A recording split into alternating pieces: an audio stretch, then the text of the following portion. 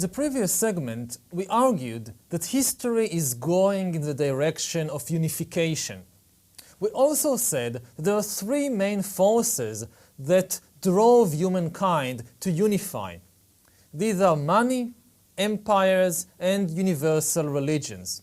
In this segment, I want to begin by exploring the remarkable history of money. Hunter-gatherers had no money. Initially, humans had no money. Each band hunted and gathered and manufactured almost everything it needed. The meat, the medicine, the sandals, all kinds of jewelry that they had, everything was obtained locally by the people themselves. They didn't buy and sell anything.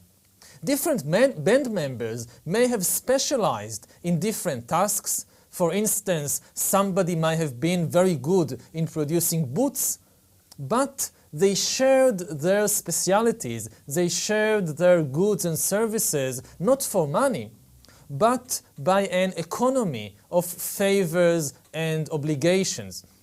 For instance, if my boots got torn and I needed to mend them, and I knew that somebody else in the band, he is the best person in making boots or mending boots, so I went to him and I asked him for a favor, and he did it for me without asking for any money in return, without asking for anything in return, just on the basis of our personal relationship, assuming that when one day he will be in trouble or he will need something from me, then I will be most willing to repay the favor and the many other favors which I got from him and help him in doing whatever he needs.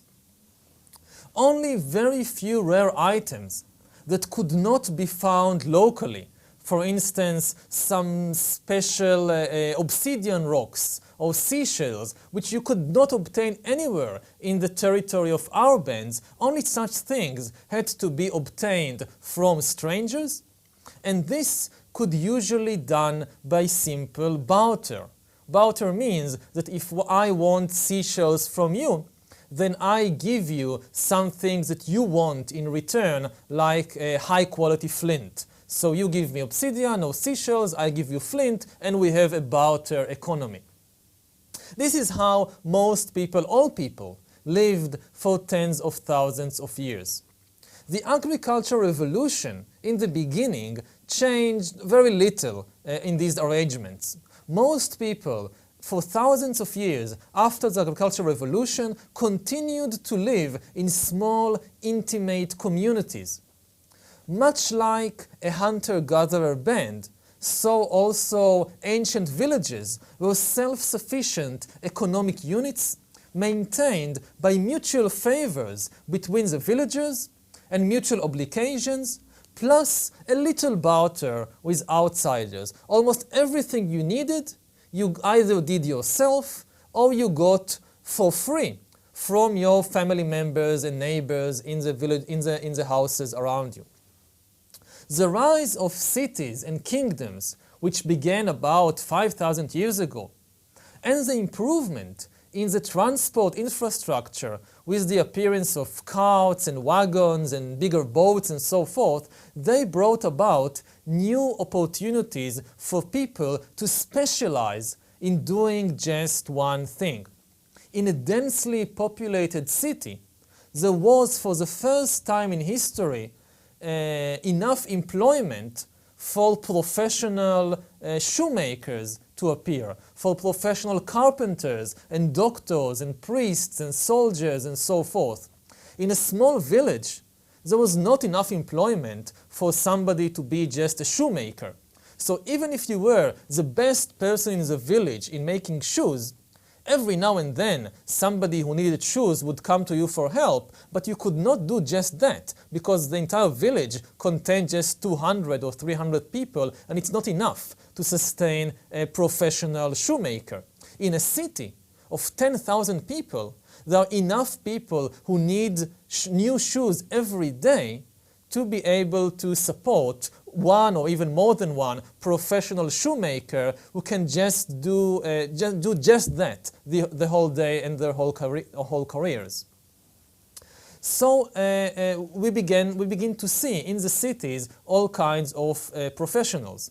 Also in the villages, peasants began to specialize more and more. Some villages began specializing in producing only one kind of product, let's say olive oil. One village stopped producing eggs and butter and wheat and vegetables, and all that the villages did was to produce olive oil. This had big advantages. First, because every village could concentrate on what were the ideal products given its location and climate and topography. For instance, if you lived in a hilly country which is not suited for wheat, but which is good for olive trees, you could focus only on growing olive trees and producing olive oil. Secondly, the other big advantage of specializing in only one product is that you could know it very, very deeply, and you could develop all kinds of new techniques. If, as happened previously, the same family had to grow wheat and apples and chickens and all kinds of things, and also grow a few olive trees, then you can't know all the secrets of how to produce the best olive tree and the best olive oil. But once you begin to specialize just in that, just in the production of olive oil, then you can produce really the best olive oil in the country. But specializing, one person is just a shoemaker, another person just produces olive oil, a third person is a doctor. Specialization also created new problems. The main problem when different people specialize in different tasks is how exactly to manage the exchange of goods and services between all the different specialists. For instance, you have the expert olive grower in the village, and you have the expert doctor in the city, and they don't know each other very well. How can they manage the exchange of goods and services between them? An economy of favors and obligations, the kind of economy that existed in hunter-gatherer bands and in small villages, it doesn't work well when you try to apply it to large numbers of specialists who are strangers to each other. It's one thing for me to provide free assistance to my sister or to my neighbor, and it's a very different thing to take care of foreigners, of strangers who I never met before and might never meet again, and I can do favors for them and not receive never anything in return. One possible way of trying to solve this problem of how to connect between different specialists who don't know each other because they live in a big city, or one lives in the city and the other lives in a remote village, is to try barter. For example, somebody wants olive oil and the other person wants a medical treatment, so you barter olive oil for medicine or vice versa. However, the problem with barter is that barter is effective only when you exchange a limited range of products. Barter, contrary to common beliefs, barter can never form the basis for a really complex economy.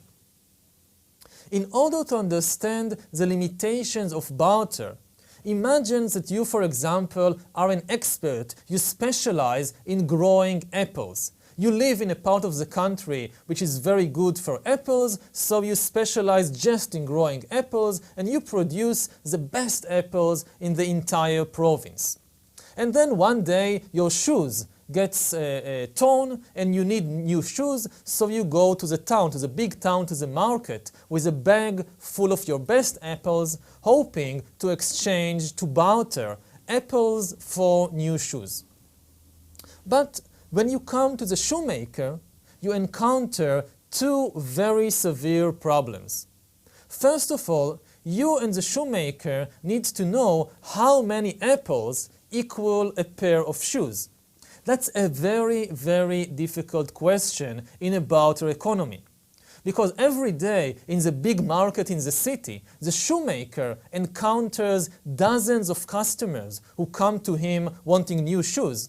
Some of them may bring apples with them, but others carry all kinds of other goods, like wheat, or goats, or clothes, or medicine. And still other customers, potential customers, they offer not goods, they offer all kinds of services, like curing illnesses or representing you in court if the customer is a lawyer. Now, in a barter economy, every day the shoemaker will have to learn anew the relative prices of dozens of commodities. How many apples worth a single shoe? How many goats? How many chickens? How many lawsuits? And so forth. It has been calculated that if 100 different commodities are traded in a particular market, then buyers and sellers will have to know 4,950 different exchange rates every day to know how to make these barter deals. If there are 1,000 different commodities which are traded in the same market, then buyers and sellers will have to know 499,500 different exchange rates. And this is impossible. Nobody can know so many different exchange rates, especially as they change all the time, depending on all kinds of conditions. So this is the first problem with barter. When you try to barter apples for shoes, how do you know how many apples are worth a pair of shoes? The second and even bigger problem of barter is that even if you manage to calculate and to agree how many apples are worth a pair of shoes, barter is not always possible. Because after all, in order to make a barter deal, each side have to want what the other has got to offer. What happens if you come to the shoemaker and you know that a pair of shoes is worth 200 apples, but the shoemaker doesn't like apples, or he doesn't need apples because just before you came, another apple grower came along and bought shoes for apples, so now the shoemaker, he doesn't need apples. Instead, let's say that the shoemaker needs medical care. So what do? You could try to look for a doctor who likes apples, and you will give apples to the doctor will cure the sickness of the shoemaker, and the shoemaker will give you in exchange shoes. But this is very, very complicated. And it's very hard to find all the people necessary for such an exchange. And again, what happens if the doctor too doesn't need apples? What happens if the doctor actually needs a haircut? So you need a four-way transaction with a barber. It can't work. These kinds of problems prevent barter from being an effective basis for complex economies with many different specialists. If just one or two or three, it's okay, but you can't really, you can't have a functioning big market just on the basis of barter. The solution for these various problems that most societies found, the solution that made possible the appearance of complex economies and complex trade networks, was the invention and development of money. Money was created many times in many places in history. The development of money required no technological breakthrough. It was a purely mental revolution, a purely psychological revolution. The invention of money meant simply the creation of a new imagined reality, of a new intersubjective reality that exists only in the shared imagination of many people.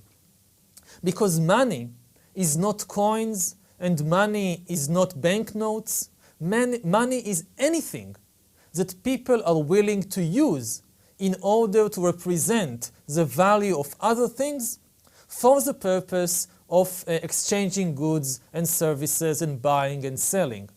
And the value of money depends only on our imagination, not on the actual worth of the material from which money is made. This is apparent from the fact that over the generations there have been many types of money. To us, the most familiar type of money is the coin and the banknote, which is that the coin is a standardized piece of imprinted metal with all kinds of writing on it. But money is not coinage. Money existed long before the invention of the first coins. And cultures managed to prosper and to have very complex economic systems with other kinds of currency, not with coins.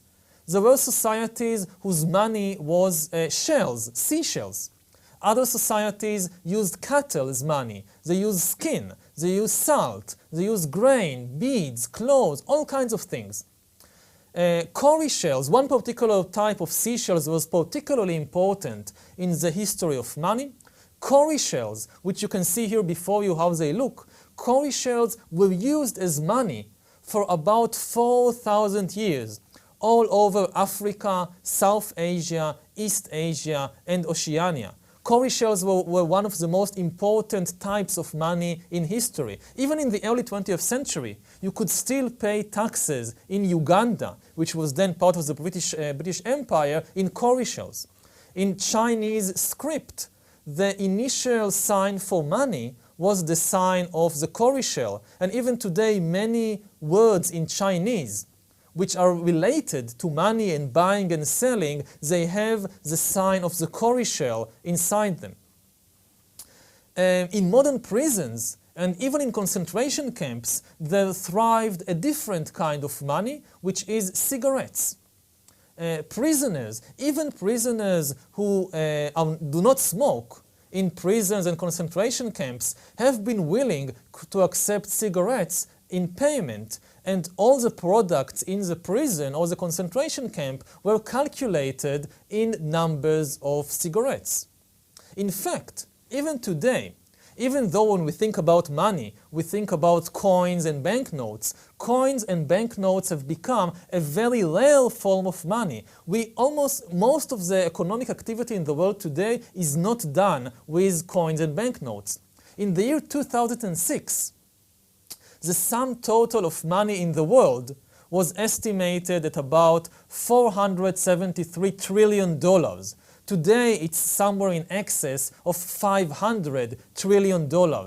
Yet, the sum total, if you take all the coins and banknotes in the world, all the euros and dollars and yens, everything together, they are worth only about $50 trillion.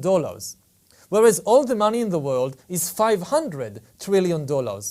Because more than 90% of all the money in the world, about $450 trillion that appear in our bank accounts, they exist only on computer screens and only on computer servers.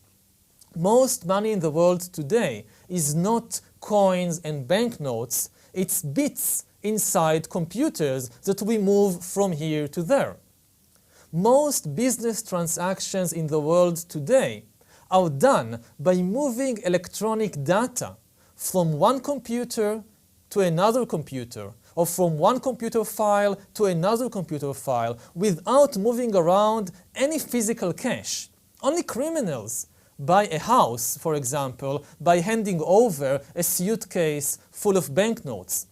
If you go to the grocer to buy bread, then yes, maybe you use money in the shape of coins and banknotes. You give a dollar bill and you get bread in return. But nobody, again, except criminals, would go to buy a car, a new car, or a house, or a big transaction like buying a company with banknotes. I mean, nobody does that. They just transfer money from this account to this account. The only thing that is being transferred is electronic data, which is the dominant form of money today in the world. We still hear a lot in the news about governments printing money, like the US government printing trillions of dollars over the last few years to deal with the economic crisis. But they don't really print the dollars. It's not that they actually have a printing press and they take out more and more dollar bills out of it.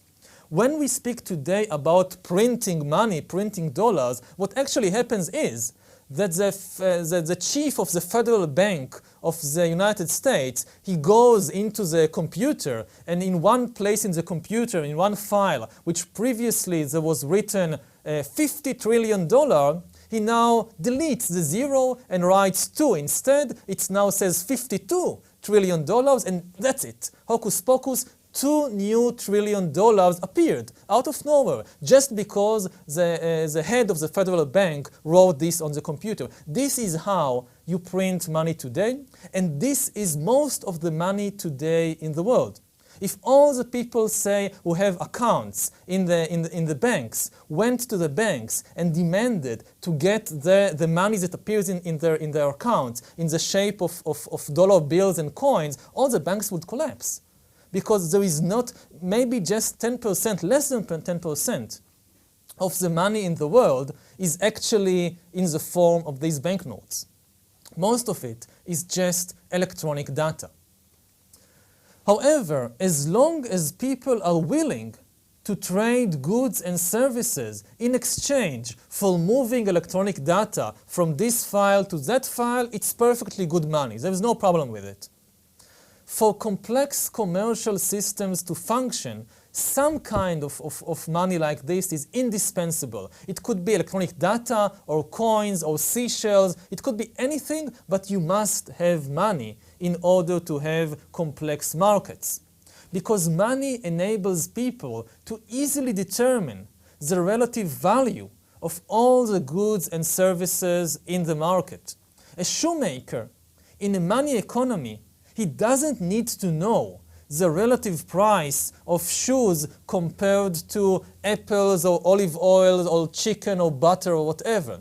The only thing he needs to do is to know how much shoes are worth in dollars or euros or shekels or whatever.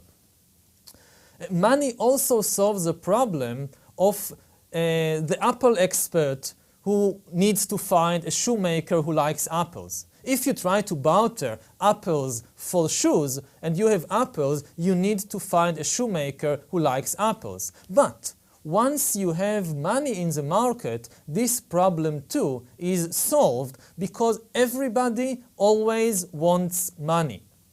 This is perhaps the most basic quality of money.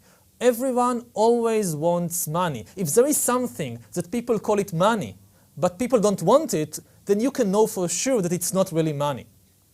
Everybody always wants money for a simple reason, and this is that everybody else also always wants money. Which means that if you have money, you can exchange it for anything you like. If the shoemaker, you go to the shoemaker, he might not want your apples, but every shoemaker will always be very happy to sell you his shoes in exchange for your money. Because no matter what the shoemaker really wants, it could be goats or medical care or to go to court and he needs a lawyer, he can always get it in exchange for money. Money then, if you want to understand what money is a universal medium of exchange that enables people to convert almost anything into almost anything else. This is the magical quality of money. It transforms things, the one into the other. It transforms not only apples into shoes. You can transform apples into shoes if you have money in between. You can also transform things that are much more distant than apples and shoes. For instance, if you have money, you can exchange violence for education. For example, a soldier sells his services in exchange for money, and then he goes and with this money he pays his college tuition. So with money as an in-between, you converted violence into education and knowledge. Similarly, with money, you can convert health into justice. A physician cures somebody and gets money in return, and then she can use this money to hire a lawyer or to bribe a judge, and thereby get justice, some kind of justice, in return. How can you turn health into justice? It can't be done directly, but it can be done indirectly with the help of money. You can even, at least in some points in history, you could even transform sex into salvation. 500 years ago in Europe, a prostitute could sell sex for money and then go to the Christian church, to the Catholic church, and use the money that she got from prostitution in order to buy indulgences from the Catholic Church and thereby avoid hell and reach heaven. Ideal types of money enable people not merely to convert one thing into another thing, but also to store and to transport a large amount of wealth. When wealth comes in the form of, say, apples, it's hard to store them because they'll rot after some time, and it's very hard to transport them to another place. But when wealth comes in the shape of cowrie shells or of gold coins, it's very easy to store them indefinitely and to transport them from one place to another place in a small purse or a small box. Because money can convert and store and transport wealth easily and cheaply, it made a vital contribution to the appearance of complex commercial networks and of dynamic markets that united more and more people into the same economic sphere. Without money, commercial networks and markets would have been doomed to remain relatively small, limited in size, limited in complexity, and not very dynamic. But how does money actually work? How does money function? Why are people willing to exchange, let's say, a fertile rice field for a handful of useless cowrie shells which you can't eat and you can't do anything else with them? Why are people today willing to work for an entire month, often doing something they don't really like, just so that at the end of the month they could get a few colorful pieces of paper? Ask yourself, why are you willing to use these colorful pieces of paper, such as dollars or euros or yens or whatever, when they have absolutely no real value? You can't do anything with them. We'll try to answer this question in the next segment of this lesson.